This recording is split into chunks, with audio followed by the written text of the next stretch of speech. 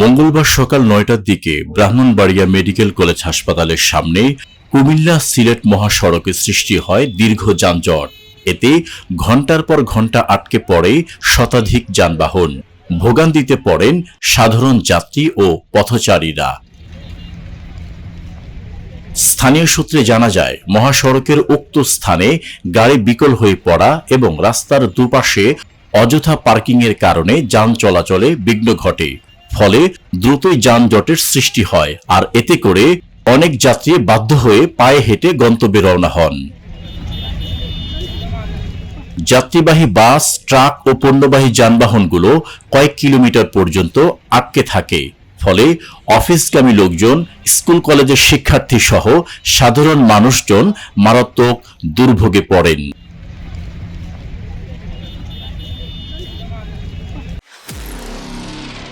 নিরপেক্ষ, সত্য প্রকাশে আপোষহীন।